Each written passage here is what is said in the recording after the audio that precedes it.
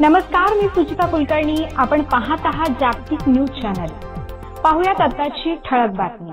26वे गिरणा गौरव प्रतिष्ठान कालिदास कला मंदिर नाशिक येथे मोठ्या उत्साहात संपन्न.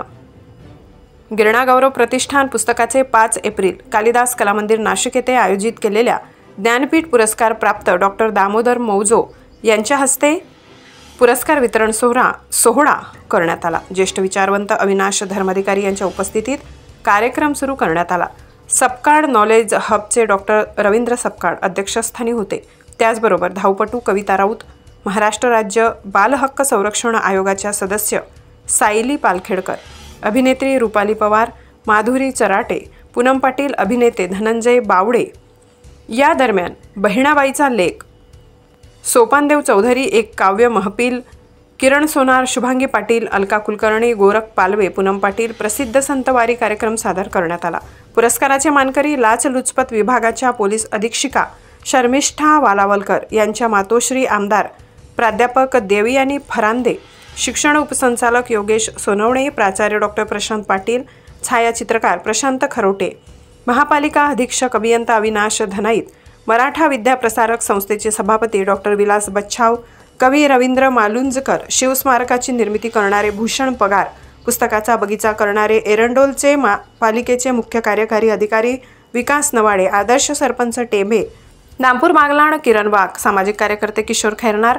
पुरस्काराचे मानकरी यांना शुभेच्छा देण्यासाठी बागलाण तालुका येथील महाराष्ट्र शासन कृषी भूषण पुरस्कार विजेते खंडेराव दौलत शेवाळे, उत्कृष्ट शेतकरी केदार दावल भांबरे, डॉक्टर सुहास पवार, जीएसटी अधिकारी नामदेव जाधव, कृषी विभागातील अधिकारी राजेंद्र नामदेव चव्हाण, दादा शेवाळे, जागतिक मानवाधिकार सुरक्षा फेडरेशनचे संस्थापक अध्यक्ष राजेंद्र आहेर व अनेक मान्यवर बागलाण तालुक्यातील उपस्थित होते. या प्रसंगीचे मानपत्र इथे मान्यवरांना या पुरस्कारार्थींना दिलं जाणार आहे. त्याचं वाचन कवी राजेश्वर शेळके सर करतायत. मी त्यांना विनंती करतो की एक प्रातिनिधिक मानपत्र आहे या सर्व मान्यवरांना देण्यासाठी, त्याचं वाचन.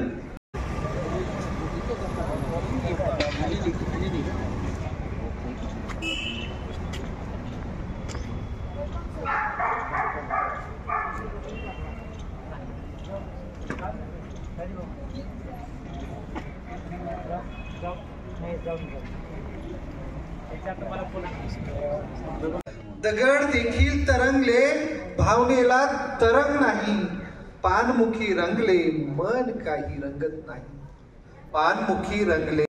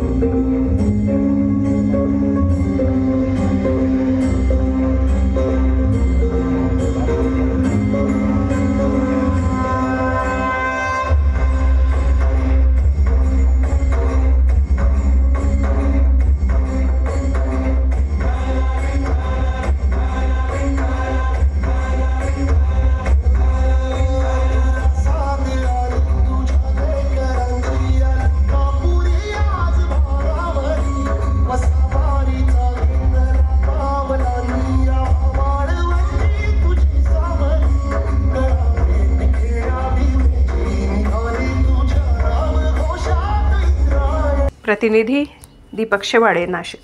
ताजा घडामोडी पाहण्यासाठी जागतिक न्यूज चॅनलला सबस्क्राइब करा, शेअर करा आणि बेल आयकॉन दाबायला विसरू नका. जागतिक न्यूज चॅनल सोबत रहा अपडेट. धन्यवाद.